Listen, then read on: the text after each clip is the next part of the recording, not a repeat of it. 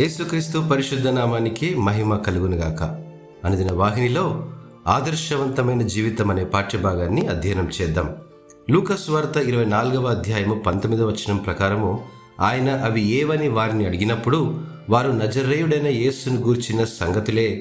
ఆయన దేవుని ఎదుటను ప్రజలందరి ఎదుటను క్రియలోను వాక్యములోను శక్తిగల ప్రవక్త అయ్యుండెను. ఒక వ్యక్తిని ఏది నమ్మకమైన వానిగా చేస్తుందని ఆలోచన చేసినప్పుడు వారి మాటలు మరియు క్రియలు సమానంగా ఉండి వారి మంచి గుణాలను బట్టి అర్థమవుతుంది. దేవుని కుమారుడైనప్పటికీ కూడా యేసు తాను బోధించిన ప్రతిదీ అనుసరించటలో మనకు పరిపూర్ణ ఉదాహరణగా నిలిచాడు.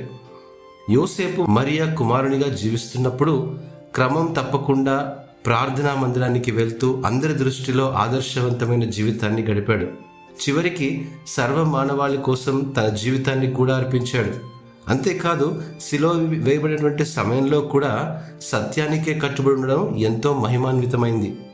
ఈరోజు దేవుని వాక్యంతో మనల్ని మనం సన్నద్ధం చేసుకునేందుకు మనస్ఫూర్తిగా ప్రయత్నం చేద్దాం. ఇది దేవునికి ఇష్టమైన జీవితాన్ని గడపడానికి సహాయపడమే కాకుండా మన జీవితాలే క్రీస్తును ప్రకటించేలా చేస్తాయి. పరిశుద్ధ గ్రంథంలో 4 సువార్తలు క్రీస్తును గూర్చి ప్రకటిస్తుంటే, దైవ చిత్తానుసారమైన జీవితం జీవించే వ్యక్తి జీవితం 5వ సువార్తగా అనేకులకు సాక్షిగా నిలిచిపోతుందండి. ఇటు మాటలను దేవుడు ఆస్వాదించునుగాక.